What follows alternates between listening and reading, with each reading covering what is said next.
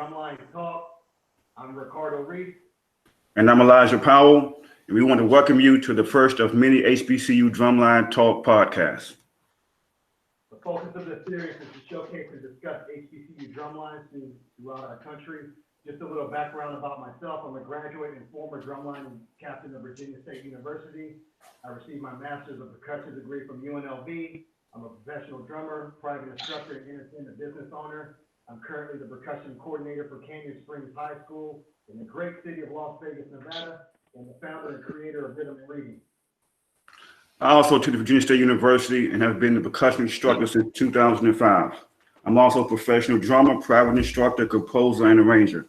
I'm the owner of Go Percussion, which is where you can contact me for custom music, instruction, consultation, performances, and drum maintenance. All right, so today's episode, we want to take a look at the most memorable drumline battles pre-COVID within the past 3 years. So just keep in mind that this is subjective from the standpoint that the drumline battles we selected for today's discussion were those we felt represented some of the strongest battles within the past 3 years. However, with the help of our special guest, we're going to go ahead and take a look at these battles through an objective lens. So just want to go ahead and start with our special guest at this point in time.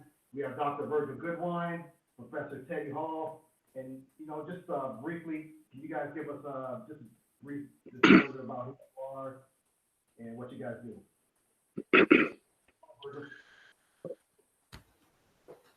Hello, everyone. My name is Dr. Virgil Goodwine. I marched at Central State University, class of 2007. I received my master's in music education from the University of Dayton, and recently completed my PhD. I also marched at the University of Dayton as well. So I've done core style as well as high step / show style. I've been teaching for about 15 years or so. I'm actually a band director up in Oak Park, Michigan. So I'm kind of the percussionist that's also the band director, or the band director that's also a percussionist. I'm happy to be here. Hello, everyone. My name is Teddy Hall. I'm professor of percussion at Point University in West Point, Georgia. Also adjunct instructor of percussion for Savannah State University here in Georgia. I attended Florida A&M University and also UAB, finished there and received my undergrad from there. And I've received my master's from Ole Miss. And I've taught at several HBCUs, also taught public school, elementary music, middle school band, high school band in percussion, and also perform as a freelance percussionist and drummer, and do consultant work with judging, design for a curriculum, and also scholar, writing articles for the Percussive Arts Society. But happy to be here, and grateful for the opportunity, and looking forward to having some good talks today. All right, so Professor Hall, in your opinion, can you give us a brief history and importance of the HBCU? The HBCU is important because it was founded with the mission statement with the mission and purpose of helping our people to accomplish things and to have an opportunity for higher ed when other schools would not allow us to attend. And along with that, you have the marching band that has been one of the driving forces in the music departments at a lot of these HBCUs. And the style dates back to the 50s and 60s, with high stepping coming from schools up in the Midwest and the North, University of Michigan, Illinois, and some of the other Big Ten schools. And you have your predecessors such as Grambling and Southern and FAMU, Tennessee State, with that high stepping style, which has evolved over the years. Mississippi Valley State being one of the pioneers in the contemporary percussion, all the way up to now with North Carolina A&T merging the hybrid and the show style percussion, and just different styles in different regions of the country. So it's very important, a lot of energy, and just a lot of visibility, not only for the department, but for the university itself as a whole. Okay. Okay, Dr. Goodwine, same question. Your opinion on the brief history and importance of the HBCU. Well, Brother Hall, he kind of hit the head on the nail. Like, I guess I'll add one thing.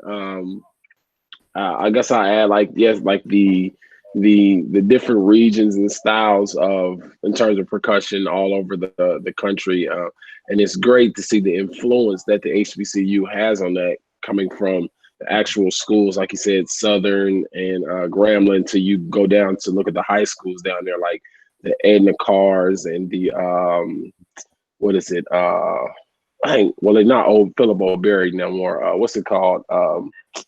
What's the name of that school?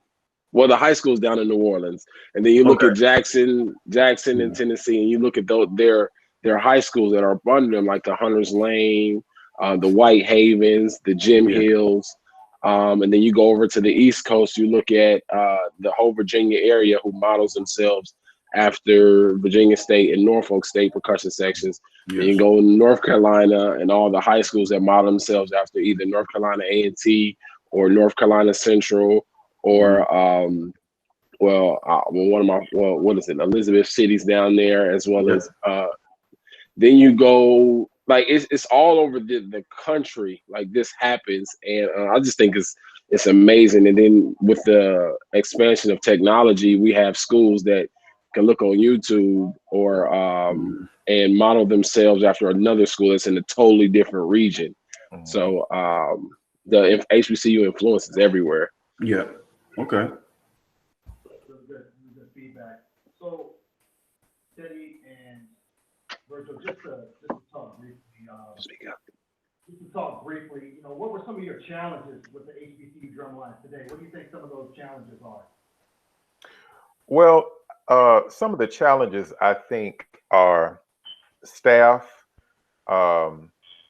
instrumentation, resources, and management, because what often happens a lot of times, we don't always have the adequate staff at every school to serve as instructors. And by that, I mean, most oftentimes you'll have the studio teacher having to also do double duty with instructing the drumline. The ideal situation would be to have a studio teacher for the majors in the department, and to also have a full-time instructor for the drumline that goes year-round for the fall and the spring, where they can also recruit in the spring and work on pre-planning for the fall, and also do summer camps, and then for the fall, of course, with summer band camp, be there full-time as well. So it's more of a athletic bands type position. Also, I think the challenge is getting students in, being able to play at a high level. And of course, that goes to recruiting as well, and establishing relationships with area high schools, and defining what you're looking for and expectations, making that bridge. But I think a lot of it just has to do with schools having money to buy the best equipment, and also recruit and maintain the type of students that they want. Because another thing that's not always articulated well is, even though you want to get the students in to play, the primary reason is for them to be able to go to class and graduate. And what happens, a lot of students are excited and eager to be on the drumline, but their classes go down. It's that time management factor. And a lot of them don't always realize what's expected when they commit to coming in to serve on the drumline, but also to balance that out with being excellent in the classes. And so those are some of the challenges that I've seen, and still, have to help guide students through. Okay. That's a good point. Virgil, you got anything to chime in on that? I mean, Brother Hall is holding it down. But to add to it, like, he's right. Like, the retention is probably the biggest, one of the biggest challenges that all HBCUs in general face. So when you look breaking it down to specifically what he said, like in terms of the drumline, understanding, why we're really here, and like, committing to that. and then the programs may not have the adequate resources to implement a retention plan that fits the university or that fits the schools, I mean, the students that they recruit from. So I think that, like I said, Brother Hall hit the resources and staffing are probably the biggest issues that HBCUs music departments face. It just seems like, from what both of you guys were saying, it's more or less just time management. You know, it seems like we're always fighting the clock. You got one person doing multiple jobs when, like you said, there's two people doing one job. The instructor for the department, and then the instructor for the drumline, the percussion studio teacher, and then the teacher for the drumline. Is that correct? Yeah. Yes, because ideally, you would want them, the ideal situation is that you would want them to work together hand in hand, because often what happens when the band directors go out and recruit, they will get students and say, well, if you major in music, we're going to give you some more money. Well, that's all well and good. But the thing is, it would help if the studio teacher and the drumline instructor are working hand in hand, so they have the ideal situation, the best of both worlds, because the drumline instructor could also serve as a teacher, teaching students who may need some remedial work before they move on up in their studies in the studio. But he's also covering, you know, techniques that need to be learned for the drumline, because you're always going to get what I call A students in terms of ability and technique, and B students, you know, they may need some work and just some extra attention. And so I think, like I said, that was the ideal situation. But when you don't have a situation like that, then you have to do what you have to do to make it work. And that's where we run into a lot of problems. You know, students will often hire former alum, which is all well and good, but you want to make sure you get people who are actually qualified to do what they've been hired to do. You have a lot of people that are good players, but that doesn't necessarily mean that they're a good teacher. Good. So just one more question for the both of you. Just real briefly, just talk to us about your experience when you marched. What was your experience like? Virgil. Well, when I was marching, we didn't have my first 2 years. We didn't have a percussion instructor. It was just like, it was ran by the alumni or the older members in the drumline, the current upperclassmen, and then, you know, some alumni will come back. And I think my junior year is when we finally got our percussion instructor. His name was Jason Shelton, and he got his music degree from University of Arkansas Pine Bluff. And he was the section leader down there, percussion major, all of the above. And he came and, you know, taught us some new things. And I think he raised the expectation, like he was, like Brother Hall was saying earlier, like time management, recognizing those students who need more work, recognizing those students who probably shouldn't be on this instrument, who may need to switch to another instrument because this isn't really cut out for him with what he was trying to do. And I think reflecting on it, I think it was kind of hard for him in terms of, like, speaking of, like, looking at recruiting and traveling, like none of that. I don't think he was involved in much of that, which is then it fell to, you kind of get what you get, whatever, you know, this is who I have for the line this year. I gotta, you know, figure it out and make it happen. So, and he did the best that he could with the circumstances that he had. But, you know, now reflecting years later, coming back, like, dang, like they kind of just had him out there, kind of thought like he was just out there doing the best he can. Like the things that Mr. Brother Hall was talking about, aligning with the studio teacher and the music department, the band director, like none of that existed. Wow. Well, my experience at Florida A&M during my brief time there, it was competitive. You had a lot of guys, especially out of the Florida area, whose band directors were affluent in the style, and students had been going to the summer band camp. So we had what was called Shaking the Tree, where you had to audition for your Mm-hmm. spot. We had Dr. Sheila James, who's professor of percussion and assistant director of bands, who was over the studio and the the marching percussion section. Now he has one of his former students as a student assistant or adjunct staff member helping him. But at that time, he relied on the section leaders. He would communicate to the section leaders' expectations, and he would oversee them. And section leaders would, pass on what Dr. James expected, and we would go from there. But also, I would say Dr. James covered the concepts and the technique in the applied lessons. So if you needed extra help to catch up on what you need to catch up on, he was always willing to do that in the applied. Matter of fact, he made it mandatory, and he structured the lesson so much so that you could, get both what you needed for the studio, but also to be successful on the drum line. Okay.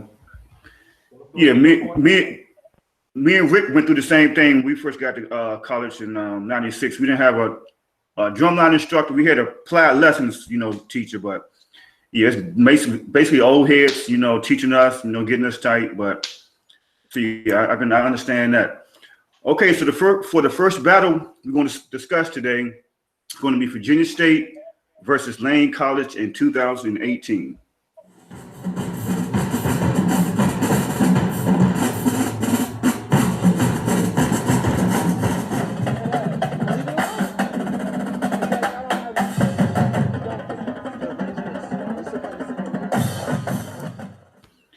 Okay, so Lane came to our campus as they were traveling through to play Hampton University for a football game. So I reached out to Professor Smith, to set up the battle. It was a good battle as it was two different styles. So from our first question, for the tuning aspect, what do you think are the pros and cons for each line? I'm gonna start with you, Dr. Virgil. You said in terms of tuning? Yeah, what do you think the pros and the cons for each line? From what it's crazy. I remember when I got the email and saw this was one, I remember watching it like as it was happening. Because I'm real good friends with Professor Smith.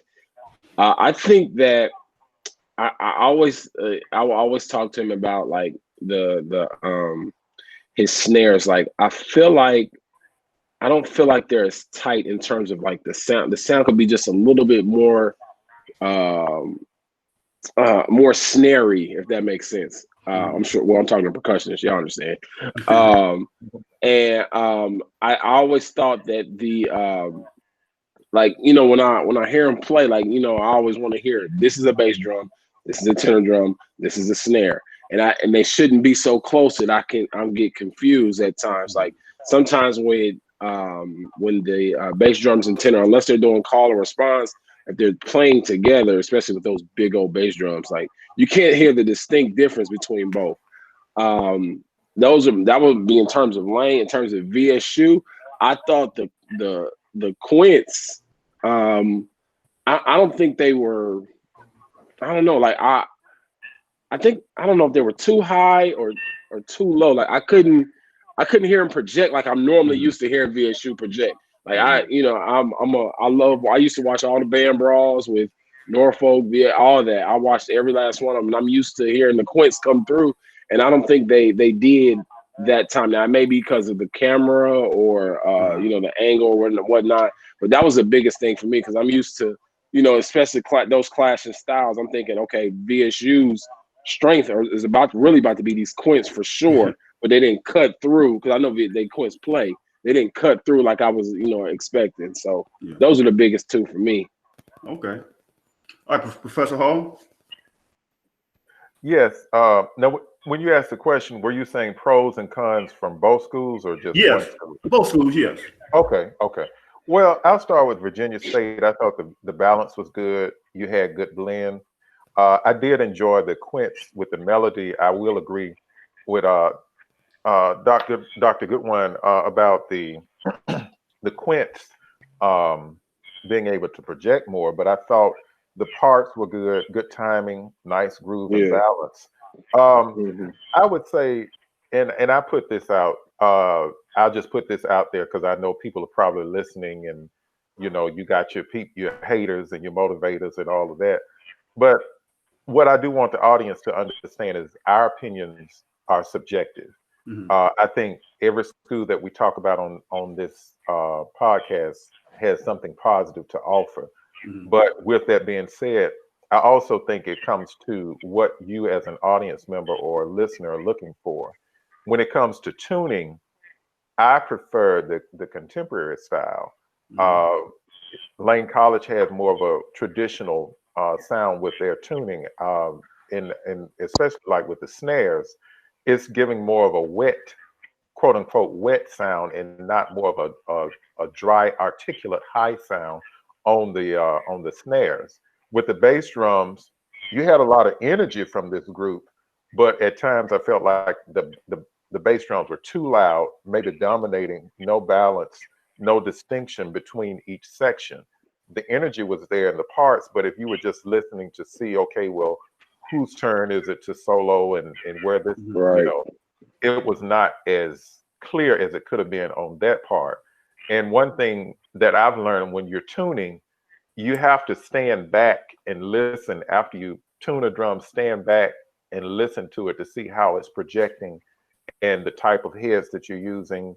What, if you're using a different scheme, or you using intervals, or you're just tuning by ear. So I think all that's relative to what you want. But overall, um, those were my thoughts and comments on that battle.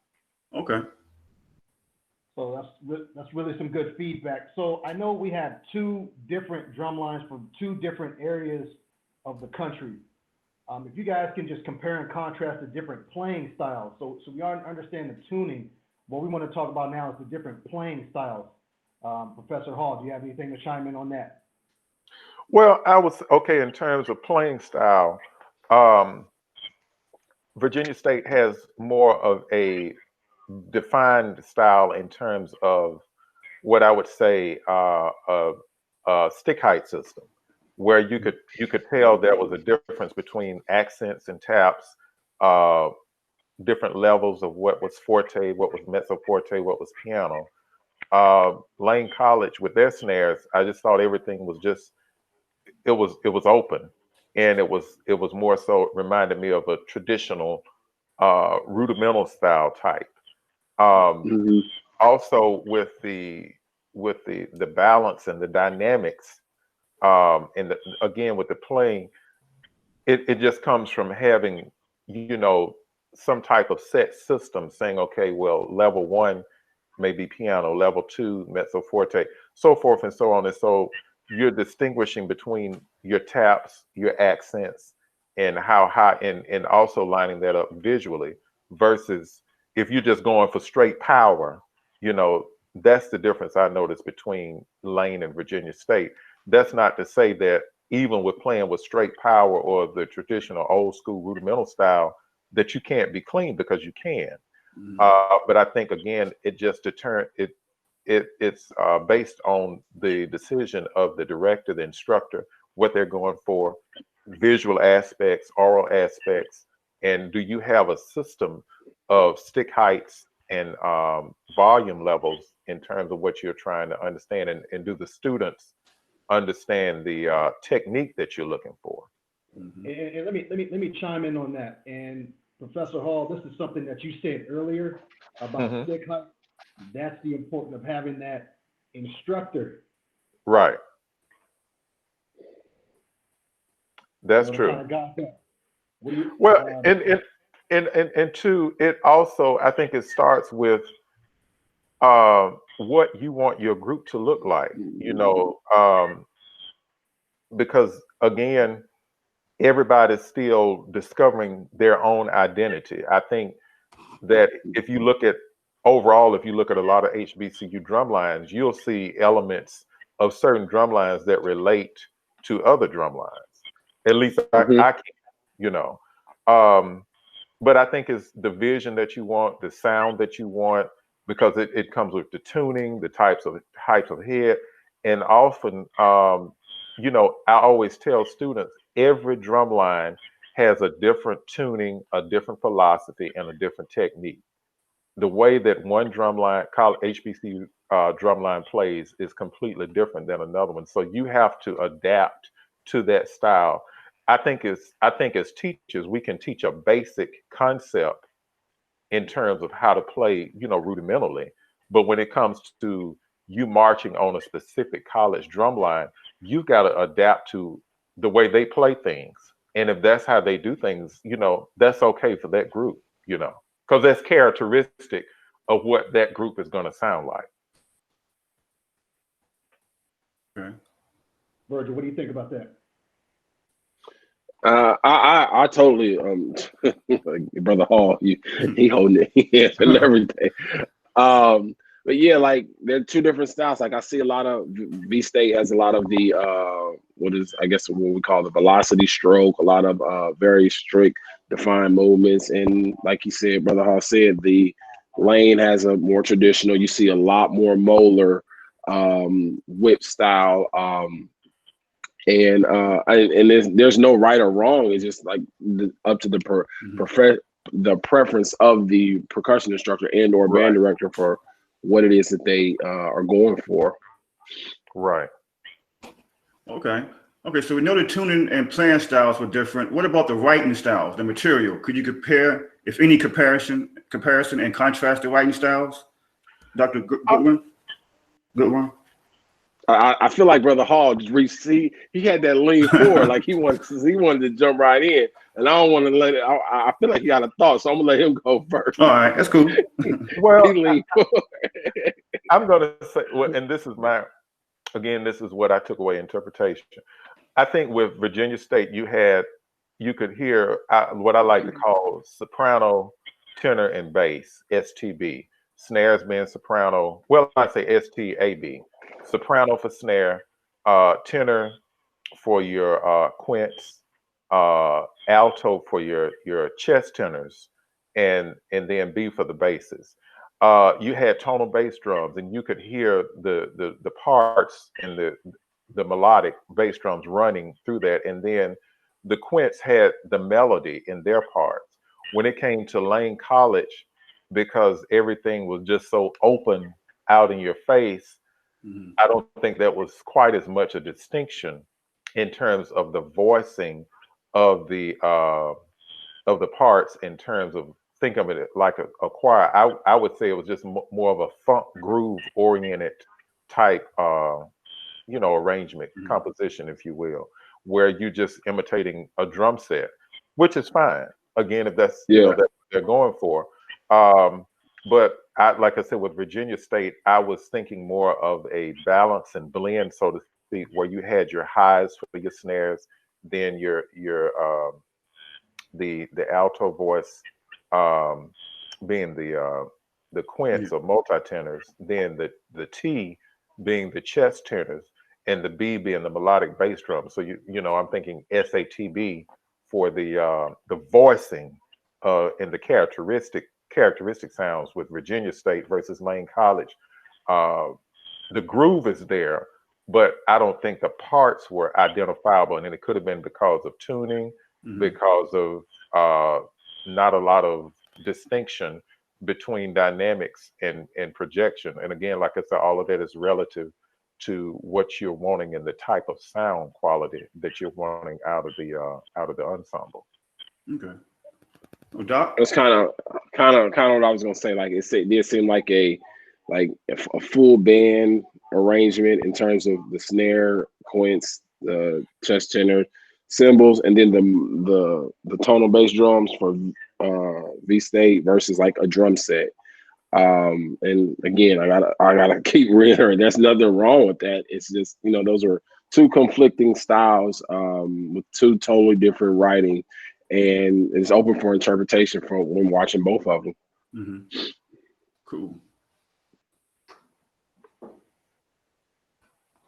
Okay, so those were both really good inputs at this point in time. I think as a whole, this was a great battle, but I just want to hear from either one of you. What are some improvements that you would have liked to see with this battle? And clearly, Dr. Goodwin, you say you saw it live pretty much. You were right there. If not, hmm you probably saw a video. What do you think some improvements that you would have liked to see with both lines during that battle? I personally, I thought it was like it was good for both in terms of going against the opposite, totally different style. I thought, and I know Lane has been known for going against, those who have that traditional style. So it was good for them to cross over and put their style up against another, a contrasting style. I thought that being a follower of V State, I don't want to say I was disappointed. I was thinking more so like I've seen them prepare for Norfolk State. That makes sense. Like preparing for Norfolk to go against them and the A&Ts.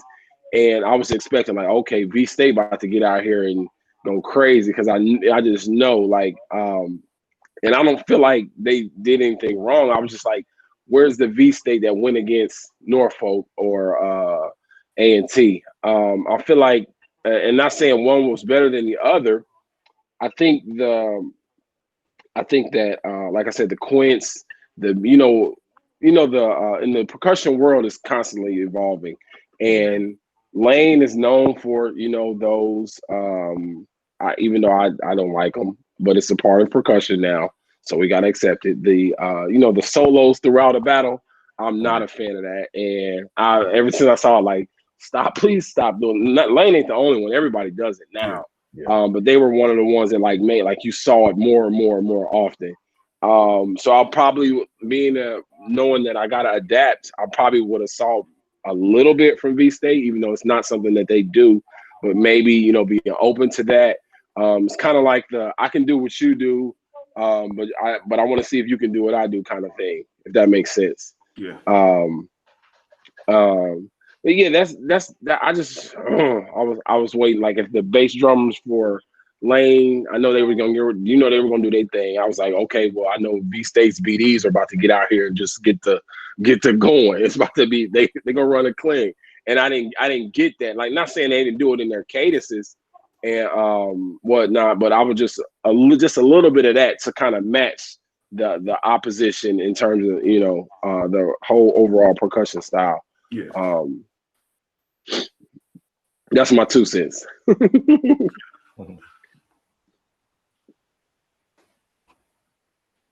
Okay. So to close out, Professor Hall, what are your final thoughts of this whole battle? To close out, I would say that it was a good battle. Definitely contrasting styles. I just always say, regardless of your style, keeping some of the things that if I'm judging and looking for, I'm looking at the timing, rhythmic accuracy, sound quality, musicianship, and wow factor / showmanship. I think those are the 5 things. And I also think that there is a difference between a drum feature versus a drum solo. And sometimes you may have a drum feature and have a drum solo within the feature, or you just may have a drum feature and nobody's soloing, I think that's something else that we just different connotations in terms of what we're looking for, because you always hear, oh, so and so is going to do a drumline battle, and it basically comes down to your design concept. How what's the theme, what's the idea, and how do you build your visuals, your movement. I'm sure we're going to get into this in some of the next videos. But yeah, I mean, overall, good effort on both schools. Obviously, there's always room for improvement, but I just try to stay on the side of being positive, because I think about the students put time, energy, and effort into doing what they do. So kudos to both schools. Okay. Oh, Doc, you got any final thoughts? I think I'm big on. I always say clean is clean and dirt is dirt, no matter what it is you're doing. And I'm always big on execution, like regardless of the 2 different styles. Well, I want to see who's going to execute what it is that they do really well in front of this opposite group. I wonder though at times, like I know that in percussion and drumline, it's like we often adjust our tuning for a drum show, like if we have to just do a drum feature or something like that, versus the tuning for being behind the band. So I wonder if that, played a role in terms of both programs. Like, they both also had to play behind their bands throughout the band battle. So maybe that, I wonder how much that factored in. But I like Brother Hall said, it was a good battle, and I'm appreciative of the culture for seeing two contrasting styles going against each other. And I think I think I would have said A&T and Southern in 2002, but back then that was A&T that was known like the SWAC of the MEAC percussion versus the A&T we know now. So it's been a while since we've had something like this in a long time. Yeah.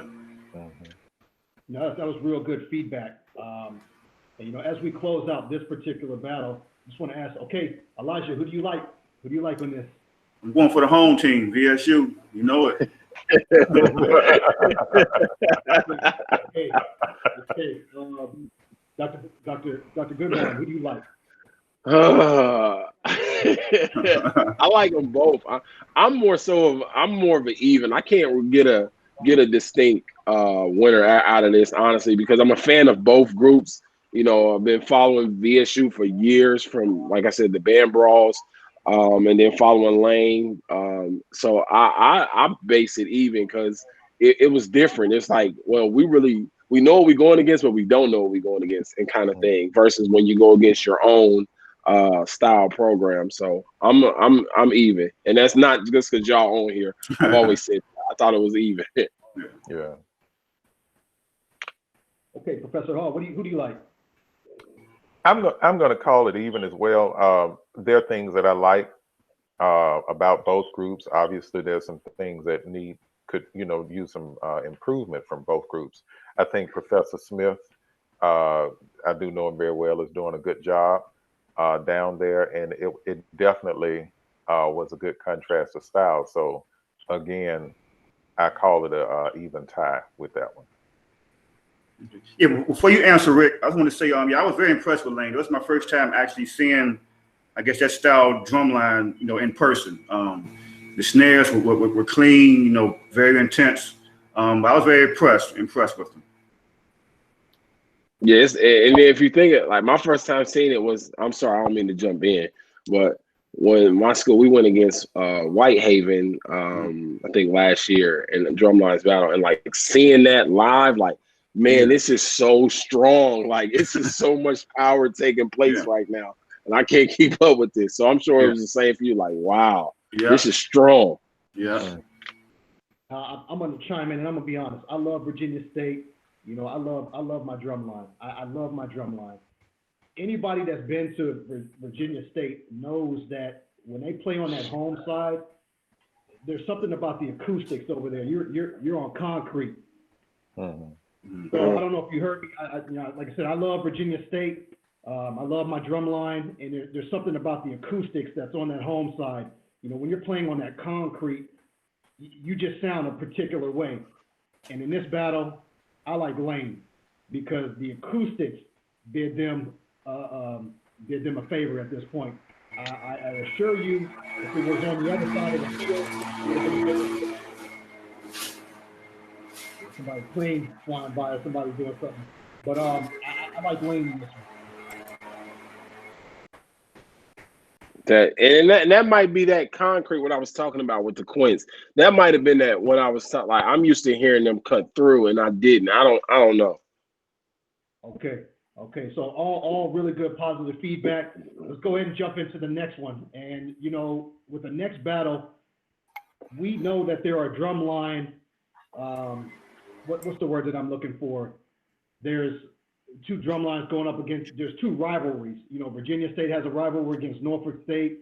There are all these rivalries out here. Norfolk State has a rivalry against North Carolina A&T, and I think that's the battle that we want to talk about at this point in time. So what we want to look at is these two battles, Norfolk State versus North Carolina A&T. This was a battle that took place in 2018. So I'm going to just show a brief clip of this, okay?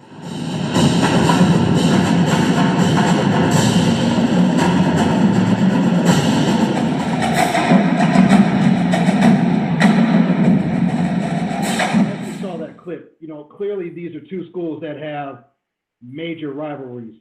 And I just wanted to jump in and just say, you know, let's just talk about the different playing styles, you know, as opposed to North Carolina A&T as opposed to Norfolk State.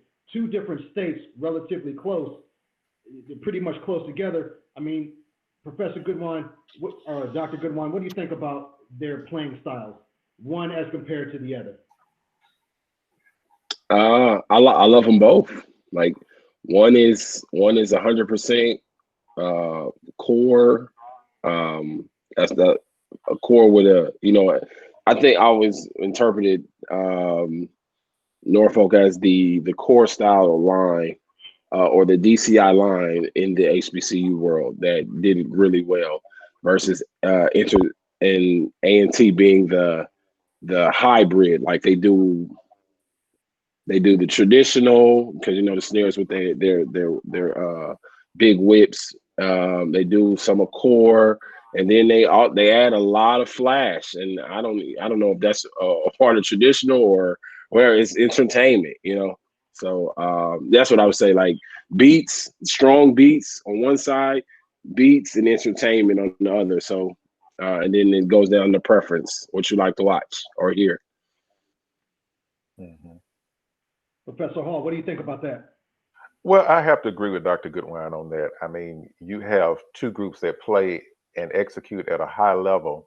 Norfolk State definitely, if you're just looking for highly technical and just accuracy, precision, with groove, that's what they do. North Carolina A&T does fuse traditional show style drumming along with, you know, the contemporary core style, but they do it with what I call a wow factor, and big on visuals. They have big impact points. They just know how to fuse that all together, and you know, it just gives you a different side of the spectrum when you're looking at excellence on both sides. So, I mean, they have a lot of similarities, have a lot of differences, but at the end of the day, the execution is just very intense. And I mean, they're not going to disappoint you whenever you get a chance to watch them live versus, or, you know, on, you know, video or whatever. So you can't go wrong either way, in my opinion. Okay. So both lines had on different attire in this battle. Cold Steel, they were dressed up in suits, while Million Dollar Funk Squad had on warm-ups, you know, or the school attire. How do you feel about that? And do you think that plays a part in, I guess, the crowd determining a winner? You can start, Professor Hall. I would say yes. And I'm going to look at it back to something I said earlier. It comes down to your design factor, your show design concept. Because image is everything, as we know. You want to sound good, but when you look good, you add some entertainment in there. It accentuates that wow factor, and it just goes on with what you're doing. Now, again, A&T they do what they do so well, and so when they're designing something and they're putting that together, obviously they had a purpose behind, okay, this is why we want to project this image, this visual image. We're not just going to play well and entertain, but we want to look a certain way. And so that will, if you want to say, give you kind of like the edge over just coming in band warm-ups. But, you know, if you can afford to do that, cool. If you can't, you know, use what you got and just be the best with it, because at the end of the day, good playing is good playing, but you know, the audience is always going to have a different perspective than, say, you know, we would as percussion educators or performers. Okay, Doc, got anything to say? I think I thought it fit, like you said, show design, and of course that was North Carolina A&T's homecoming. Mm-hmm. So they're playing in that arena, and all their fans, like, of course, they got to kind of get the people what they want to see, and every little bit counts. So, and if you can afford to do it, I say go for it. If you can't, you make the best of what you got, and as long as you execute well. So, Okay. That was really good feedback. Just want to jump into the next question, and I have seen so many indoor drum lines. I've showed up to so many indoor drum lines. I've had to wear earplugs, because it's just hard to play indoors. I think that a perfect example is Norfolk State has done a good job, and they're like the masters at sounding good playing indoors. So mhm. my question is, if you guys could chime in, what do you need to do when playing indoors as opposed to outdoors? Because they sound good indoors as well as outdoors. I mean, if you guys could just give an answer about that. Well, I started off, unless you want to go for it, Doc. Go ahead. You go ahead. Okay. I think it comes down to well, first and foremost, having a level system of dynamics, and also understanding a good understanding of acoustics, and just listening, uh, standing back, listening, and determining, how loud is loud, and how well can you play at execute the material at a soft dynamic, playing on the inside, and students actually listening to each other rather than just playing full out all the time. Mm-hmm. That just comes from having a good understanding of dynamics, to begin with. And I definitely agree with you. They do a great job playing and being what I call being sensitive to the environment. If you're outside, you can go all out, but when you're inside, you got echoes and so forth and so on. And it does come to the type of heads you're using, the tuning, but also I go back to that level system of, okay, this is the level one for soft, so forth and so on. Mm-hmm. Yeah, and piggyback like the level system, and as well as like understanding the tuning. Like Dr. Bethea over there at Norfolk has been doing it for so long. I'm doing it at a high level for so long that I mean I'm sure he understands what we're going to sound like in this gym. What are we going to sound like in this stadium? And a lot of let's just be real. A lot of percussion lines don't look at stuff like that. Mm-hmm. It's just, hey, we go and play. We got to go play. Let's go play. So the same sound you'll get in a football stadium or a high school football stadium versus a college football stadium versus a regular gymnasium or a band room that has the acoustic padding. Like he does really well at paying attention to that. Okay. All right. So I feel in this battle, one line was playing to the crowd and one line was playing to other drummers or percussionists. I personally like to play to other drummers, percussionists. I had to change my way of thinking. People always just say we stand still too much, or we whatever, too technical. So I had to get out of that mindset. But how do you feel about playing to the crowd versus playing to other drummers? Anybody can go first. Well, I'll say it like this.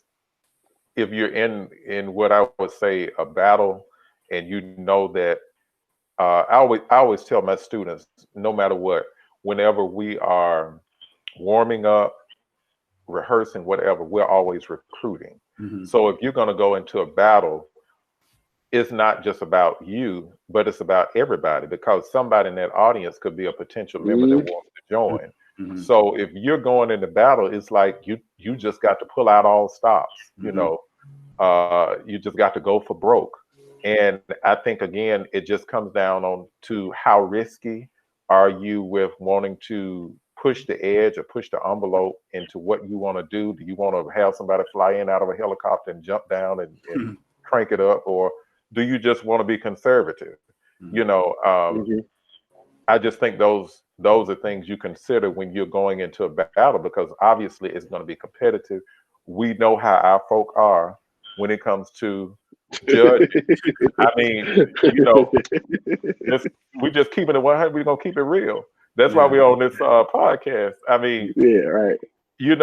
Either somebody in somebody's mind, somebody they did it, and then in somebody else's mind, they didn't do too well. Yeah. So it Mhm. just depends on, are you wanting to play to win, or are you just want to go in and entertain, and that be it. So it just depends on that instructor and that program's coordinator, what they want.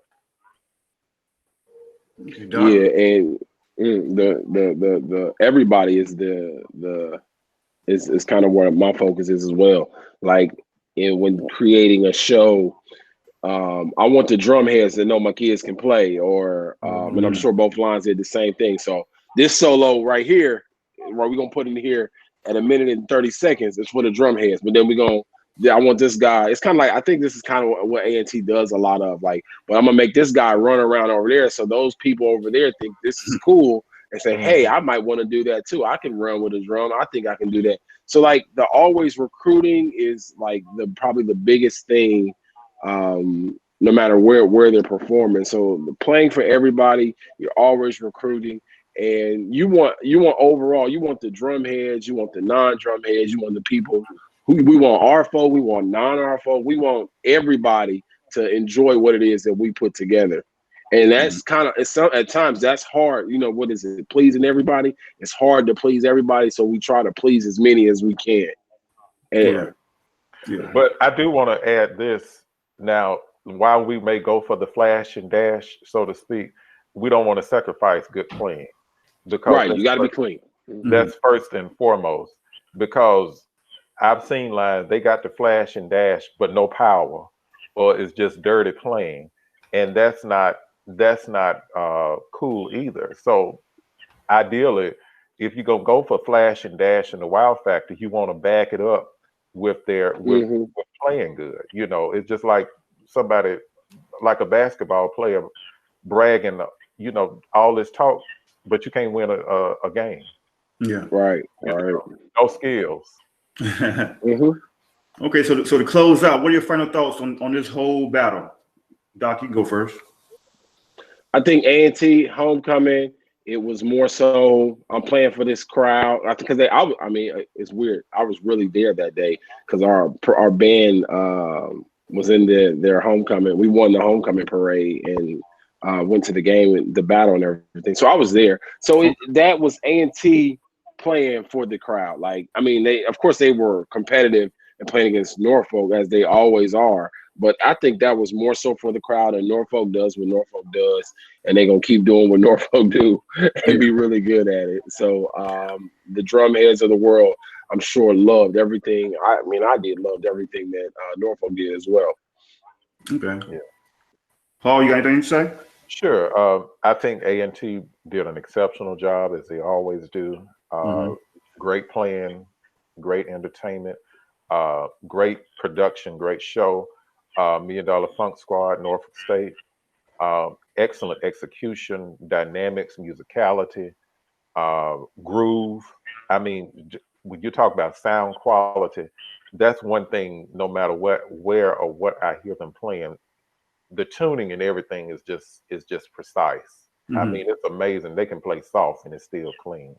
And so, kudos to both groups. But yeah, I enjoyed that one because, like I say, you had a lot of similarities in terms of the playing, and it just makes it fun to watch because you can get something out of both groups, and they're always gonna amaze you no matter what they're playing.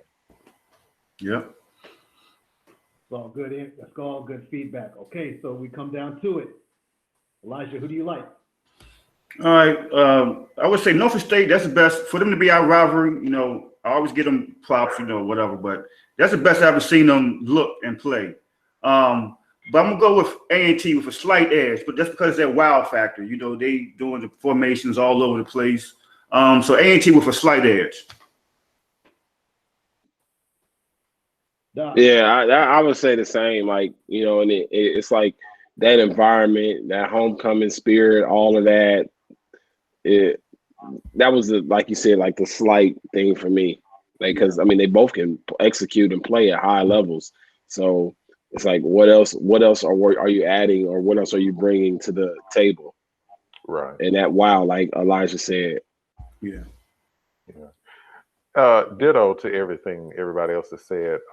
If we just going apples for apples, oranges for oranges, I would say A&T they just had it because of the extra creativity and the wow factor and the entertainment. I mean, the attire, the movements.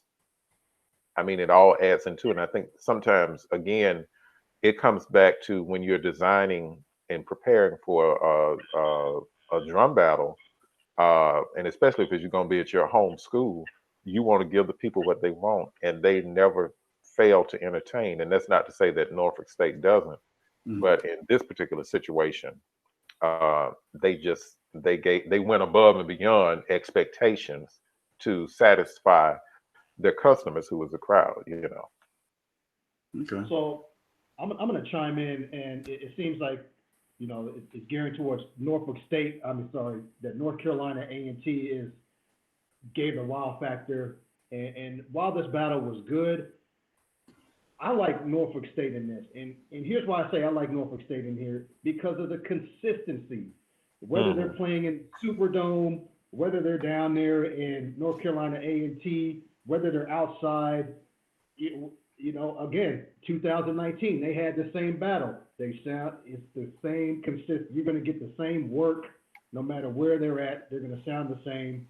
I like Norfolk in this, consistency wise. That's why. Okay.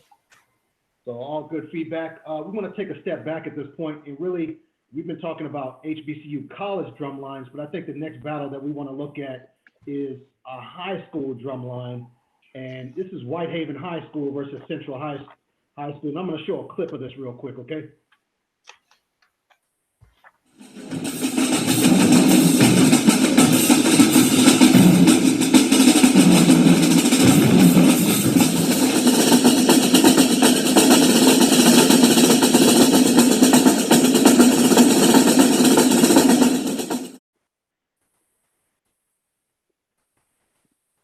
So as we can see, clearly these are some talented kids. I've seen Whitehaven High School many times. I've also seen Central High School, not in person, but just online and everything.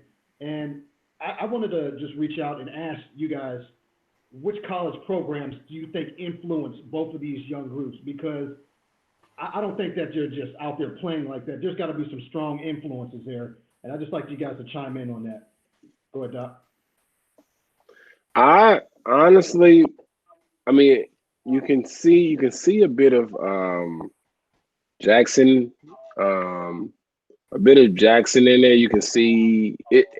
It just depends on how deep you really, you go into that style. Like, because like if you look at, I think Jackson, Mississippi Valley, Tennessee State, those are the schools that pop out to me that do that, what's known as the bump style. Alcorn does it as well. So those will pop out the biggest to me. But what I do like about watching these schools is it seems that they got an influence from them, but they haven't. It's not like influence like I'm playing this particular cadence that Mississippi Valley plays, or I'm playing this cadence from Tennessee State. It's like they've got the influence in these ideas, but they've created their own version of that idea within that what's known the bump style of playing. That's all. I say that I see, primarily because I taught there, Tennessee State's style. And I know the instructor at Whitehaven, he was one of my former students, believe it or not, in middle school when I taught middle school in Memphis. And again, he was on the line when I was a teacher at Tennessee State. Yes, he was one of my students. And I've been invited to adjudicate a lot of times. Vince would call me, and we still talk to this day on Facebook. But yeah, I see a lot of Tennessee State, their influence. But one thing I will agree with Dr. Goodwin, they don't separate from their style, and I think that's one thing that, if we be honest about all the HBCUs, they all have that one signature cadence that defines who they are. And if you go back to even the earlier days, and the origins of a lot of these cadences at our HBCUs, there's that one particular cadence that makes them stand out, that they are known for, that you're always going to hear. And so I always admire that no matter how much you evolve, you still have that one thing that makes you unique, and that's your foundation. And so that's what I would say with these groups. They do all have, you can see emphasis of Jackson State, Alcorn, Tennessee State, JSU. You can see the way they hold the drums, the way they play, how the material is organized. And it's definitely a distinction versus from the high schools that you may see over here in Georgia or up in North Carolina or Virginia. Hmm. Okay. So the use of 20-inch cymbals. What is the significance, if any, of the 20-inch cymbals and HBCU drum lines? Also, why is that? You would not find any high schooler in that region struggling to carry them, but and I'm just talking off experience. Get to college, these guys, college kids be hurting trying to carry them, but them high schoolers be like it's not even phasing them. And I picked up a pair of, and them 20-inch cymbals are heavy. But yeah, what do you think the significance of 20-inch cymbals and HBCU drum lines? Doc, you want to go first? Well, one, they're big, like they're big, and of course that with behind the band and hearing the crash, of course as percussionists and band directors all, we know that how significant hearing that crash on beat 3 is, that we need a big sound. Mm-hmm. The using the 20s, like I said, the size, and then the influence from Z5Z or Zildjian 5 Zildjian that they started down in Southern, that influence has grown so much since, I believe it's 86 or something like that. Since the 80s, that it's like it's either 20s or nothing, kind of thing. And I've tried it and failed, and hey, we kids, you got to play with these 20s no matter what. And these are kids that can't even hold the 20s, so how they gonna play with them? Yeah. And trial and error like everyone else. Like I've done it before. So other than the sound and the influence from the HBCU world, that flash when they're actually twirling them is, of course, who can't but want to look at that? Like that looks amazing. So that's why those 20s. I know I see some that do 22s, which is a little bit much, but look at his face. He said, no way. But yeah, that big crack, that big sound is probably what's appreciated the most. Okay. All right, Hall, you got anything to say? I just agree with Dr. Goodwin on that. Also, with when you were saying why is that, I think that's because, particularly in Memphis, they breed a lot of those students early. Mm-hmm. And they may have them doing push-ups, not just for muscle development, but also to be able to handle that. Mm-hmm. And again, whatever the colleges do, that's what filters down to the to the schools. And I know we hadn't talked about these schools much, but I feel slighted if I didn't, because I'm from Birmingham, Alabama. I have to give a shout out to Alabama A&M, Alabama State, Miles, Talladega, because they are in the mix as well, even though we didn't have them in the videos. Mm-hmm. But you can see even in those schools some of the similarities of some of the things that we're talking about with these schools. But again, when you have a lot of the schools starting early on to do that, and they're doing it so much now that by the time they get to college, unless they hadn't had a lot of experience, for some is just easy, and especially if they're going to their summer band camps. Yeah. Okay. good feedback. I just want to change the motion of the conversation real quick. Now, I watch drumline battles all the time, and there's one thing that I just don't understand, and I talk about drumline etiquette. And one thing I'd like you guys to chime in on is, I see one drumline playing. Before they can stop, the next one is jumped right on them. They're like ready. Right. Before we can hear the end of the phrase. What is it about that? I mean, if you can talk to us about just drumline etiquette just in general. I don't know if it's something that's like, specific to down south or anything else, but I just noticed that happens a lot. Could you talk to us, especially in this battle right here? Doesn't matter. Well, Go ahead, Doc. Oh, I was just gonna say, I think it's more so of a, those are rival schools. I think that's Memphis Central and Whitehaven. Like they're, I don't know if they're down the street, but I mean they go at it all the time. So and I mean there's a respect factor, but then it's like a lack of respect as well. Like I respect you enough to prepare, but like while you playing, I don't respect you because you're my rival and I don't really like you, so I'm gonna play over you kind of thing. And I know it happens a lot, especially more so at the high school level. Well, no, I can't even say that. I've seen some battles with the colleges do it too. So I don't think the etiquette, is something that's focused on as much as the playing and what we came to do, if that makes sense. It's not saying it's not taught. I just don't think it's revisited all the time as it should be, especially with rivalry schools.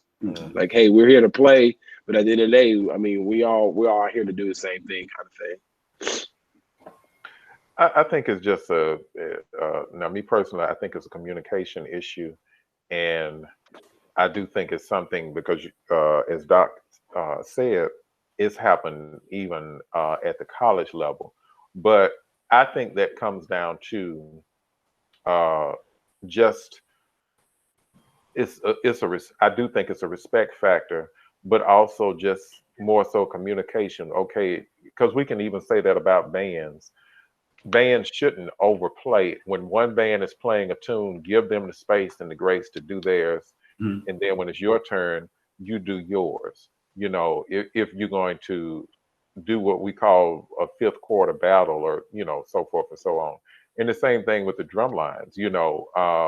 I just think what happens at the high school level, because again they are high school students, they just hype, they ready to play, and that's first and foremost. They're not thinking about the etiquette or the the other things that we as adults would think about, or that we would transfer to our students at the college level, because it's a maturity factor, and it's also a sign of at the college level we're all about professionalism in class.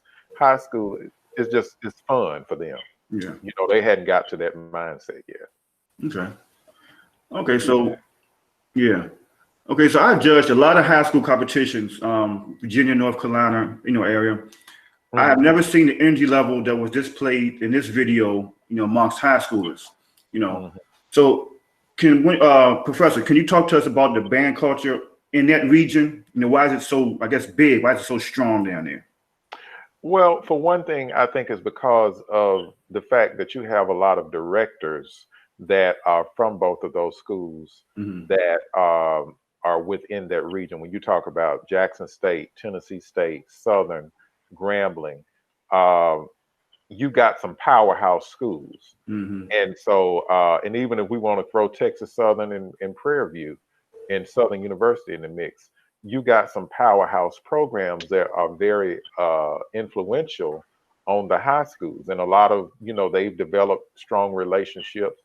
And it's just, I mean, you're right. I would say in North Carolina and Virginia, you may, and if I'm wrong about this, correct me, I would say the emphasis is more on technique and the technical aspect versus here is on the energy and the big playing, energy, power playing, you just going for broke.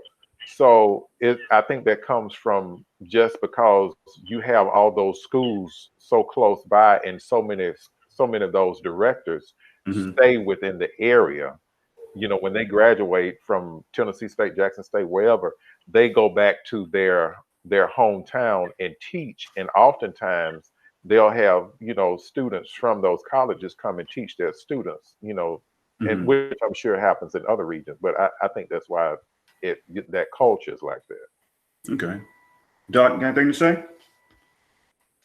Um, like you said, I, I I think it's just all depends on the culture and what is being taught from the what is it the those who have those staff, those percussion instructors, versus those kids who are just left alone to Mm-hmm. do to do what they can. Kids being taught by kids, versus kids being taught by someone who was actually taught. It Right. just depends, man. Okay. Okay. So, to close out, what are your final thoughts of this whole battle, Doc? Well, hold I on. think Oh, it. No, my bad, Rick. Go ahead. no, go ahead. Oh, okay. I just thought it was. I'm sure it was intense. Like I said, I've seen Whitehaven in person before in a gym, and that's intense. So both of them just power. Like I can't say I know who a victory is. It was just like power on power on power on power on power. So Oh I mean, yes. I would declare it even. I'm sure the intensity, enthusiasm for being a rivalry and the bump style. It I can't say clear victory. Paul, you got any final thoughts? Oh, I'm definitely going to agree with how well Dr. Goodwin articulated everything in that. I mean, just I mean, when you say power, it just can't get any clearer. And then I'm glad you defined that style, calling it the bump style, because you're right. That style is evident, and I mean, it just is what it is. So I think both groups, they play with energy, they're focused, and they just going for broke. I mean, no holds barred. It's just out there in your face. Yeah. I think before I give my final thoughts on this, and just to chime in, I wanted to point out something. There was another clip of this particular battle with Whitehaven High School and Central High School, but happened in 2019. And there was something that I noticed. There was a definite difference in this. This time, Central came out first. They stopped. Then Whitehaven came out afterwards. Hmm. But I noticed specifically that Central High School is starting to use a front line mallet. Is this where this is going now for our kids? Do you think more of our high school kids are going to start incorporating the mallet aspect into their performances when they do drumline battles? Well, I'll say this, because I've been in competitions where I've judged, and they would have the mallets out playing like a little, what I want to say, a little phrase or tune from a hip hop song, and that's good to introduce. But this is my perspective on it, and everybody thinks differently. If you're doing that to say that we're incorporating some type of quasi front ensemble, well, that's all well and good for introducing. But if you're doing it for educational purposes, that's good. But if you're doing it just to say that we're doing it, my thing is, go further, go all out. Mm-hmm. Just Right. don't do it to Yeah. just say that, okay, here we are. Because here's the thing, with the front ensemble in the DCI world and WGI world, it's, I mean, those kids, if you separate them by themselves, this prime example, Chino Hills, they're beasts by themselves. Yeah. I think it's admirable to do that in terms of the culture, but I think we may miss the mark trying to say we're doing something for the sake of doing something, and it's not that effective. Mm-hmm. That's my thoughts on it. It sounds nice, but I could have done without it. Yeah. you're not I if you're agree. not gonna really have a full arrangement as our counterparts. I mean, yes, it's good to introduce that, but I don't know. That's all I'm saying, because when you go into indoor and WGI and you're trying to emulate or imitate what they're doing, that's a whole different ball game, and you really have to understand why that's put in place and how that functions versus just say, well, we just gonna throw this in there just so it'll, for some brownie points. And I've judged, Yeah. competitions like that, and it just didn't go over well. It just, Hmm. I mean, I felt like if they would have left it off, they would have done better than trying to just add it in there just to say that we did that. Yeah. Right. Yeah. I agree. Like, I think, like, the stuff like when people do that, it's like hit or miss. Like, if you add that world, you're gonna have to add all of that world. Like, you Mhm. can't come out here. No offense to anybody that does it, that because of whatever reason they don't have, but Right. you can't be in a full drum. Like, you can't pull a pit and you pull out one xylophone, like, Yeah. and play a little tune. It's not gonna go away. Like, it's better without it. Yeah. And I appreciate you incorporating it though. Like, that's big. Like, man, I was in high school. We didn't have not one of those instruments. It existed in our building. So, I mean, you take it for that. That's actually good. That's getting introduced. But you got to go all. It's kind of all or nothing with me. Yeah. So I mentioned that, and just to get some feedback on that, and it goes back to what we discussed. It goes back to what we discussed earlier in regards to, hey, look, if you have an instructor and a studio, you can start to incorporate those things. And I'm not just talking about just on a high school level, because that's when it's done. But I do agree, if you're going to incorporate that, that kind of opens up the doors for like our writers to say, hey, look, let me start writing differently now. Let me start taking a different look. Let me start writing for this line. If they want to incorporate mallets, this is what's going to happen. That's how I see it. And that's if we get off of this, who do you like in this battle, Elijah? I'm gonna go with Whitehaven. I like both groups, but I'm gonna go with Whitehaven on this one. Okay, Doc. I said earlier it's not clear with me. Like, the power and power is just so strong. But I do respect everything, and I'm not saying anything down on Memphis Central. I just know of the work that Vince does over there at Whitehaven, and it's pretty good. So Yeah.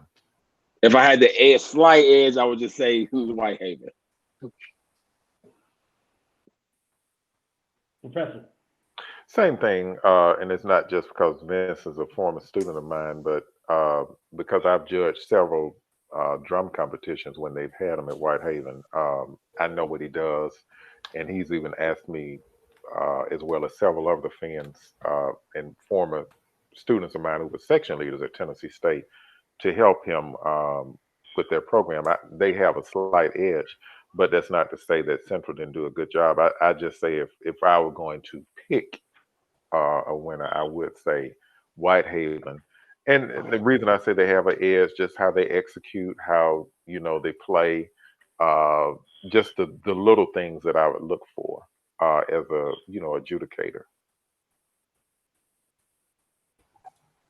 Okay. Well, Elijah, did you already answer, Elijah? Yeah, I answered. Yeah. Okay, I like Central on this, and here's why. In the whole aspect about the power thing, they're equally matched. And as I watch both of these, I just liked Central on the fact that they were willing to try something different. Maybe the audience didn't see, hey, let's what is this thing that this guy is playing on? They're incorporating their mallets, but I know that wasn't a big thing. I personally like Central on this one. Okay. All right. Okay. So for the next battle, that's 2 for 2. You don't win against us, man. yeah, I know. Yeah. You doing that? What you Charles Barkley on here, man? Like I said, I just want to throw that. It was so close, but for me, I like Central. I understand. Yeah. All right, so for the next battle, we're going to discuss Jackson State versus Alcorn State 2018. Mm-hmm.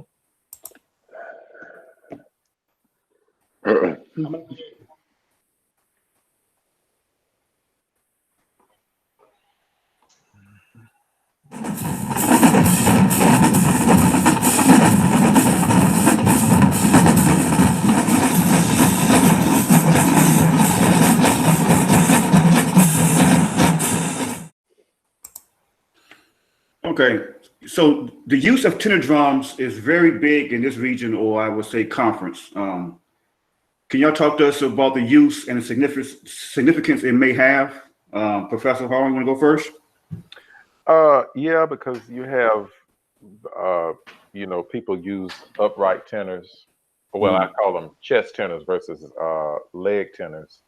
But yeah, it's definitely big in this region between all those schools in those conferences, and it's just something I don't think is going to go away. I think is characteristic of the drum line, because that's obviously, if you listen at all the cadences, you'll hear the tenors in some form or aspect in terms of the the parts in the cadences. But yeah, it's very prevalent, whether it's, like I said, chest tenors or your leg tenors. Okay. Mm-hmm. And it's been like that. I think it's been like that for years. Like, before the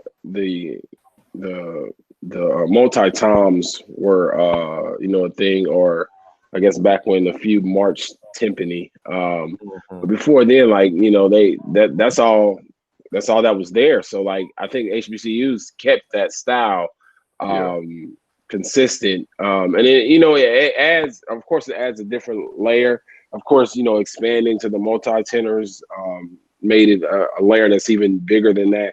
But to keep that layer, I think it was important to show the distinction between, HBCUs and what, the evolving, what do you want to say, core style, or I don't want to say Western music or percussion or nothing like that. But it's what kept HBCUs, like that's the HBCU line. So it's something that keeps our identity, if that makes sense. Mm-hmm. Right. All right, okay. Okay, so we know both of these schools, these are two schools out of Mississippi, obviously Jackson State in Jackson, Mississippi, and Alcorn and Norman. Two totally different sides of the state, two different locations. Just describe the identity of these schools in regards to playing styles. They're different. If you guys can chime in on that, what do you think about that, Doctor? I think I view Jackson as like, just from what I've known, and if I'm wrong, then that's fine. So y'all will teach me or uplift me on it. Like, as they've been branded like the model line of that style, if that makes sense, over however long they've been doing it. So it's like, if Jackson does it, it's right, and anything else, it's kind of not right, I guess. Well, that's just how it's been viewed by kids. But then there are those that think the same for Tennessee State. So I think those are the two that kind of stick out for that particular style. And then, listening to them, I love their. Oh wait, we're not talking about tuning and all that. Oh, I'm sorry. I was about to go in and start venting.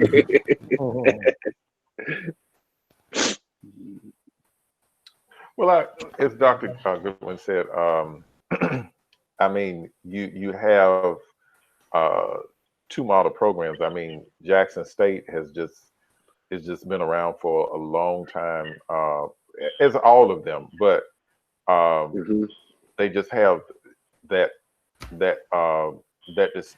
distinctive sound.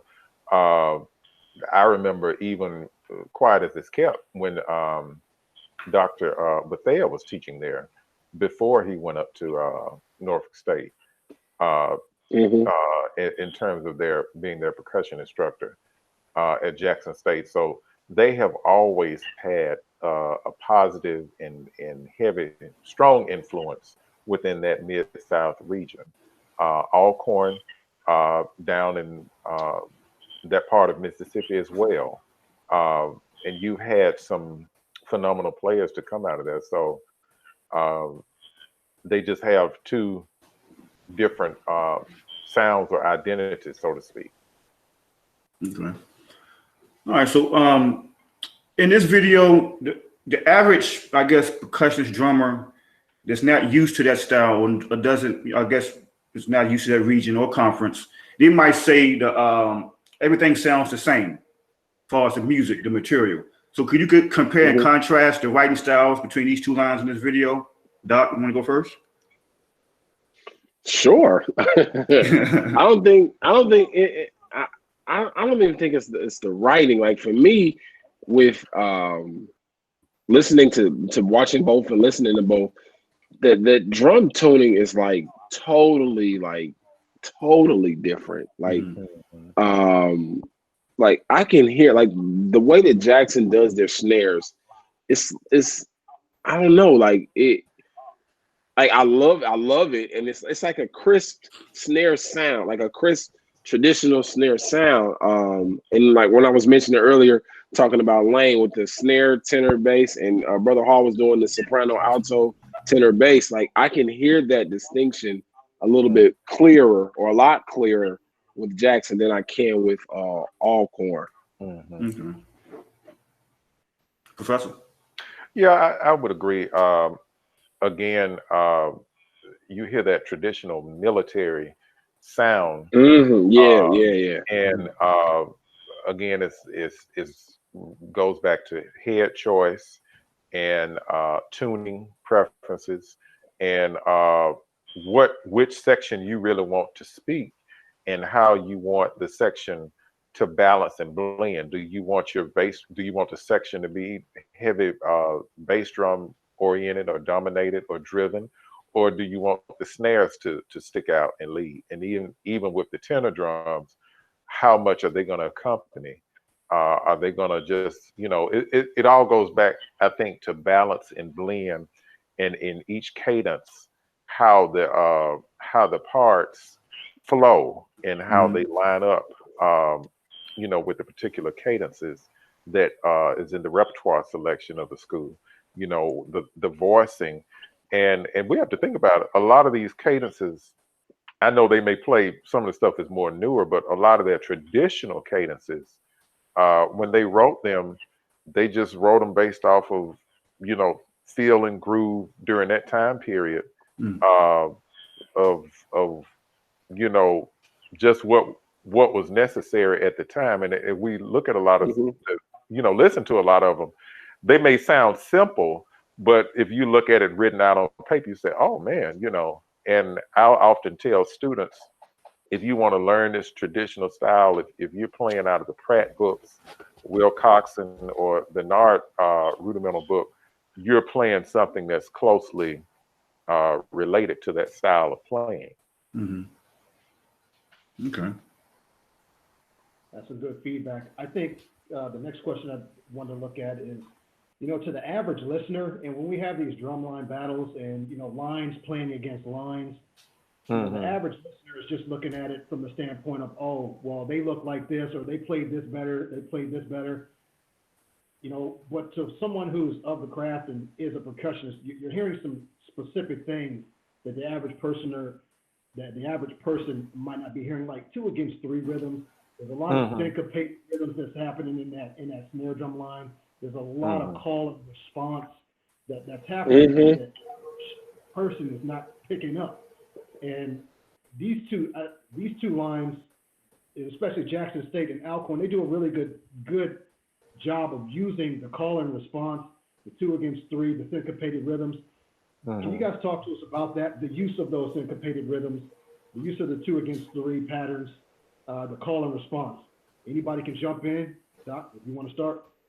I think that's big in tradition. I mean, in traditional drumming, and thinking of going back, from playing drum set, that and I know one of Johnny Lee Lane's, he's one of the heavy hitters on preaching on the call and response, and modeling your drum line like a drum set. So I mean, I think that just following the rules of, I don't want to rules, but what has been done over the past 40 or 50 or so years in terms of military drumming and traditional drumming. It's like we're going to expand a little bit, but we got to make sure we stay in our roots within the rules of what we're supposed to do in that style drumming. Yeah. Right. And it's a cultural thing. I mean, we all know we can go and trace it back to even African drumming, all the response and the syncopation. And I mean, as you said, because Johnny Lee Lane is a mentor to me, having taught, his students, Ricky Burkhead, my teacher, and Uncle Pedro Ori, his classmate, when they were both in grad school. If we talk about syncopation, one thing Lane always did with his students was he would make them listen to a lot of old James Brown recordings. And you listen to that groove right then and there, and the drum set groove and how it translates to the groove pattern or the foundational pattern, along with the military marching of these cadences. And again, they're not fast. The tempo is not fast. It's just a nice, feel good, what I kind of tempo, maybe somewhere around quarter note at 75 up to maybe 88 or whatever. And it just has a good feel. The feel is emphasized more so than being so strict with time. You just have that feel, and you hear that groove on top as a foundation, and everything is on top of that. Yeah. Yeah, that's powerful. That's some good feedback. And before we get into final thoughts, what are you guys' final thoughts on this battle right here that you guys watched? I just, for me alone, I like Jackson based on like the voicing. Like I can separate everything if I need to, and listen. So for that clarity, just right there is the big thing for me. Professor? Now in this one, I will declare, in my opinion, what the winner. And the winner, I would say Jackson State, just because clarity, the way the balance and blend occurs within the section, and just your overall delivery and execution. I would say Jackson State had the edge over Alcorn. Okay. So you both already stated your opinion as far as who you think won. So Rick, who do you think took this battle? Okay, I'm gonna say this. Uh-oh. Go ahead. I'm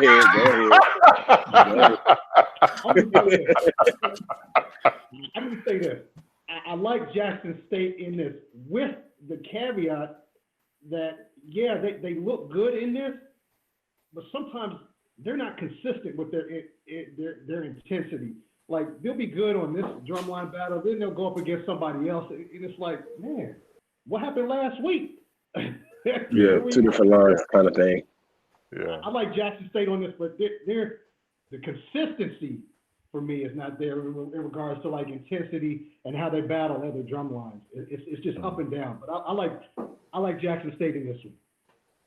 Yeah, I'm gonna go with Jackson State also. Yeah, the voicing, the dynamics, you can hear, each part, each, drum. So I'm gonna go with Jackson State on this one also.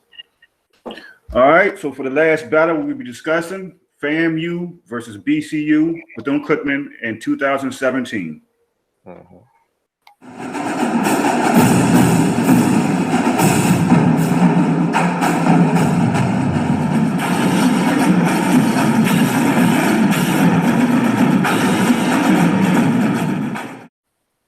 we're gonna go ahead and start with the questions. All right, so we're gonna talk about special effects or the use of the cowbell and tambourine that BCU does. I personally love it as it brings so much color, to the material. But some people, don't like it. They just want just the straight drums, no extra added stuff. So how do you feel about that? I guess the use of the cowbell and tambourine, Professor Paul?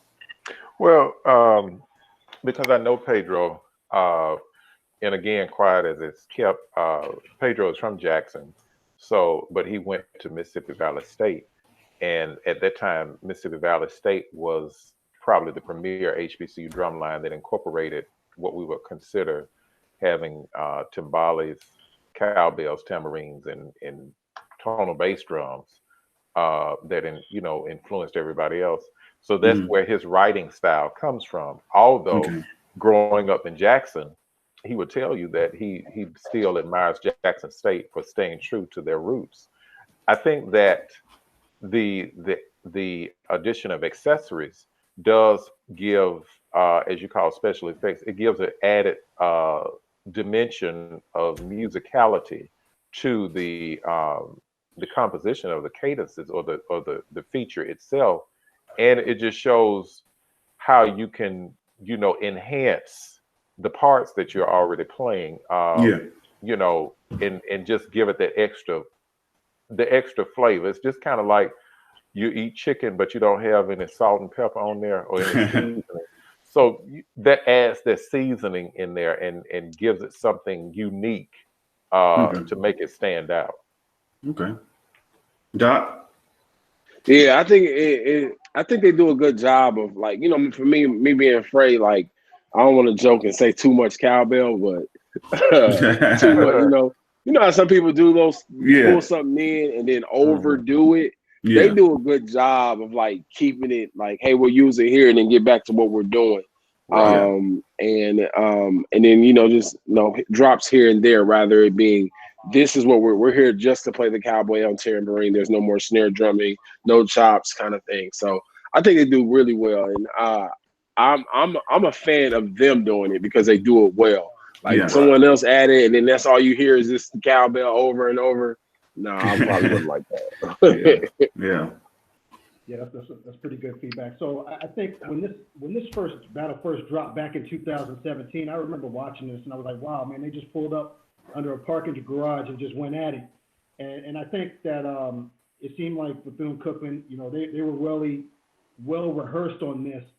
But I want to just ask, what do you think about stepping outside of tradition? And I noticed that because FAMU and Professor Hall, you can probably talk to this because you were there at FAMU, correct? 4 a.m. Yes. Mm-hmm. Do you think it's beneficial just for the development of the line to step out of tradition? Yeah, I mean, I think that you should have, of course, your roots, but I do think that you, even with your foundation, you should always continue to expand or do whatever you need to do and enhance. And I do, for the record, the way FAMU played then versus now, it is different.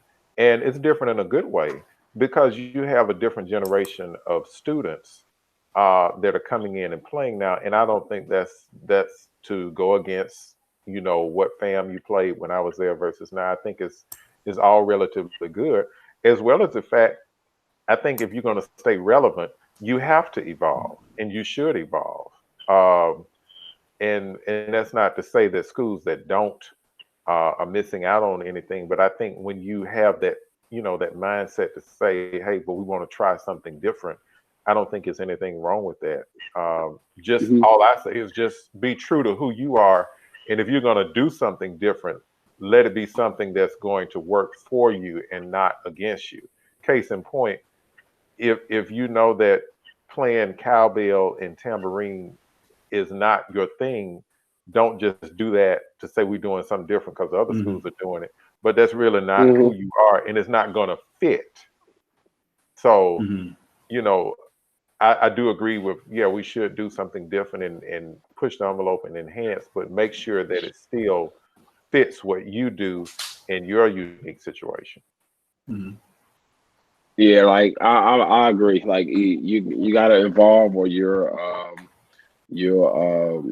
potentially fail at what it is you're trying to do. Everyone has to in some facet. And I think, and I don't want to, God, I know you guys questions, like, this is something like I've always wondered, because I'm familiar with the FAMU percussion line, and watching, everyone knows the FAM and the history of FAM. And like, I always wondered, like, what's FAMU the Drumline, like, or I know they weren't originally created of that idea, like we're this battle Drumline, like there are other schools now, but like when did it change that, like, okay, we have to, start blocking up and have to start, doing, we're more than just playing behind this great band. Like, when did that switch over for FAMU?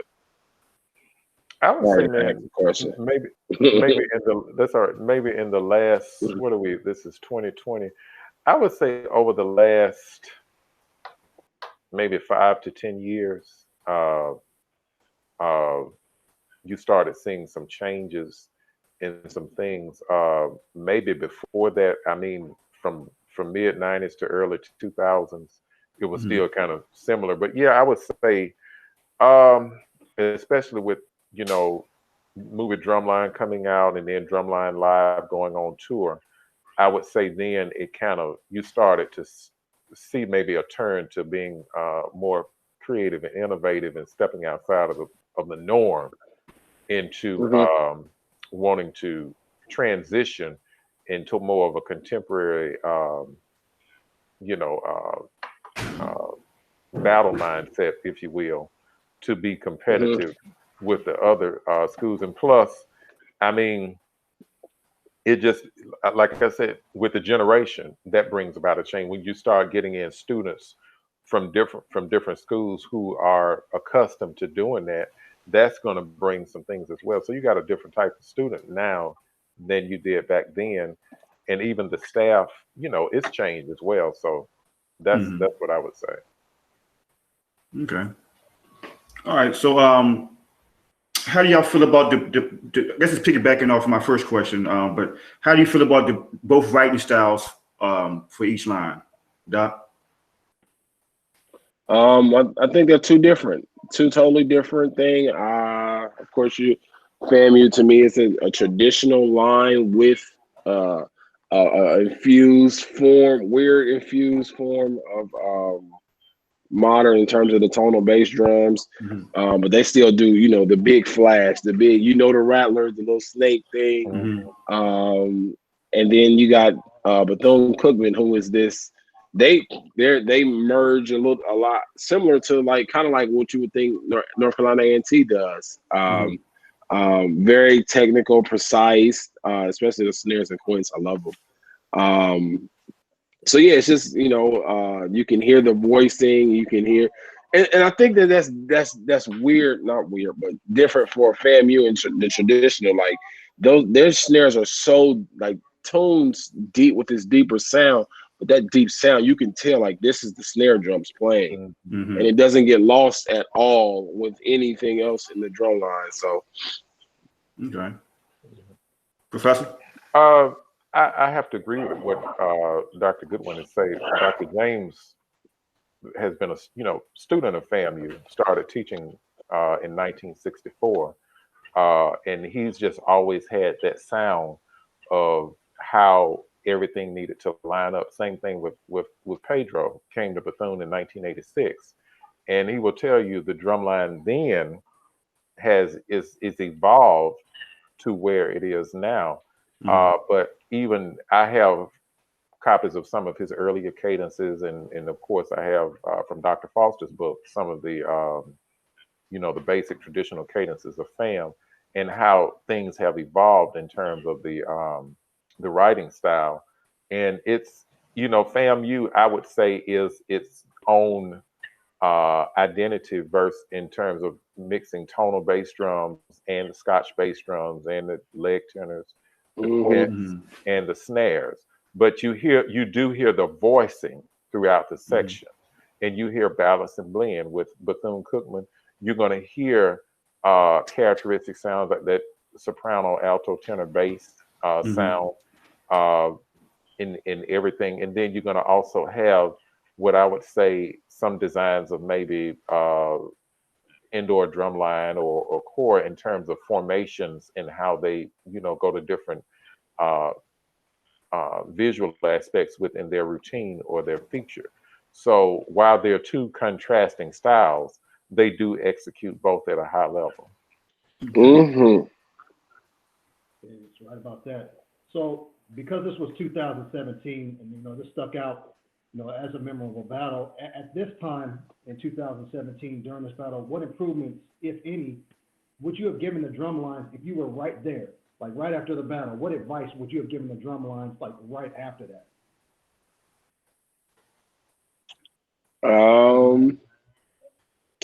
That's a good question. What would advice would I give them? Hmm. I'll let Brother Hall go. I'm trying to think. That's a good question. I would say for fam, maybe add some more on the wow factor side. I think just opening up the box with the visuals, with the formations, uh, just to give it some variety, because it's still a level of predictability when you hear them, uh, even though it sound good. But that's the only thing I would say to enhance and like I say, a battle or a feature. Uh, just adding some more variety to it. With Bethune, if I were going to give some pointers, I probably would say keep doing what they're doing. Maybe add more variety in terms of the flash and dash or the showmanship, so to speak. I mean, both of them, they're already at what I would say level A, so it's not too much more that you could say you could give. I mean, yeah, it's always room for improvement, but I mean, what are you looking for? And that's always my thing when I'm listening to a drum line. I said, well, hey, if they're playing, they're doing this, what more do you want? Because when you start looking at so many lines and seeing so many things, sometimes for me, it'll start looking like the same thing. And Hmm. I think people just should stay true to who they are. If they don't try to do somebody else just because that's what gets them to win. Just do you. I mean, it's always some minor things that you can add, but I wouldn't go too far saying, well, they need to do this. I would just say maybe try it. If it works, it works. If it doesn't, it doesn't. Yeah, and thinking, reflecting, like, yeah, that predictability. Like, I know especially with FAMU, like you kind of know what you're gonna get, and well, you know that with everybody, but you really know it with FAMU. So incorporating or evolving or being open to whatever, however that looks like in the, the minds of the FAMU percussion world. Just being open to adding to that. Cookman, I mean, I'm a fan of Cookman. Sometimes I know they push the envelopes, especially with their snare players in terms of chops. Mhm. Sometimes they have like a dirt spot here or there. I mean, and it happens to everybody. It happens to all of us, and um, and that could be from intensity of playing against FAMU. Mhm. The rival school. So who knows? So just continue to push the bar and execute. Honestly, just execute as best you Mhm. can. So Mhm. That's a good point, especially, back in 2007. And obviously, 3 years ago, things have changed at this point. So as we get ready to close out, Professor Hall, give me your final thoughts on this. I'm gonna give you my final thoughts on it. When we end, I'm sure Elijah's gonna give his. So what do you think about this? I think it was a great battle. Both schools executed at a high level of performance, and I enjoyed listening to it. Want to segue, just want to promote something. Uh, Paul Byer, who is professor of percussion at Clemson University, just released a book. It's on Geo Publications and soon to be on Amazon, called Drumline Gold: Innovative Systems for Marching Percussion Excellence.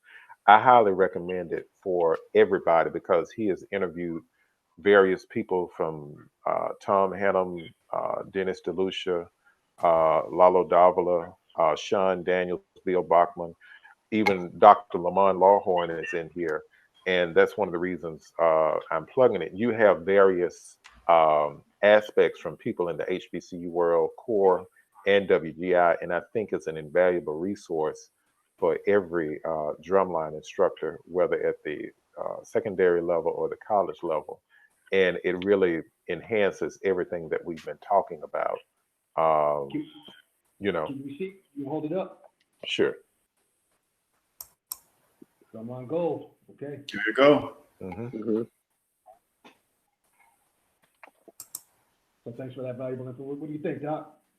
Your final thoughts? On I'm a Cookman fan, so I love, especially once those guys from years ago, when those guys from Cream down in Atlanta started going over there, and I'm sure that the percussion professor there loved that, because I mean they can play. Yeah. So yeah, like I roll with Cookman on this one. Just I'm always a fan of what their work and everything they do. Yeah, it was a good, like you said, you know what you're gonna get when you see Fam and Cookman. So I would love to see Fam to push the envelope just a little bit more, add that wow to what they already do. All right, so go ahead, Rick. So my final thoughts on this is that, with Fam, yeah, we do know what we're going to get with Fam. We do know this. I didn't get that in this battle in 2017. I was just really, I don't know if it was the camera angle, and like Professor Hall said, it would be great if they opened it up a little bit. But I give that to the cameraman on this one, because he really didn't do a good job in this video. But I was always just, with Fam, yeah, you're going to get, but I was always, their best players, I always thought were their tenor players. Hands down. Just the technique that they were using. But I didn't see that in this video. So I Bethune-Cookman on this. Yeah, speaking on this video, yeah, I will go for Bethune. Just off their material and writing, they are in my top 3 drumlines, Hbcu drumlines. Like just because the material. I'm really heavy into world percussion, so Congress, cowbell, stuff like that. So I really love the use of that. So just off material alone, I say Bethune-Cookman on this one. But I have noticed FAMU are stepping outside their box, within the last 3-4 years, whatever. So that's a good thing to see. You're right. All right, so we're coming to a close. I would like to thank our special guests, Dr. Virgil Goodwine and Professor Teddy Hall, for taking the time to have this discussion. Yeah, they're Thank you. Information, feedback that you guys gave was invaluable. I hope you don't mind. You get given your information here, who you are. If folks reach out to you, if that's okay, maybe ask you some questions, on how their line could be better, or what they could do to be better, or how they can change their sound. I hope you guys really don't mind to do that. I just wanted to say thank you for jumping into the call and joining us today. It was a real pleasure. Always, definitely. Thanks for having us. Thank you. Yeah, thank you. And if people want to reach out, I'm on Facebook under Teddy Hall Jr. You can send me a message and I'll respond. Okay. Well, you guys have a great day, and I'll follow up with you. All right, you too. All right. All right. Mm-hmm.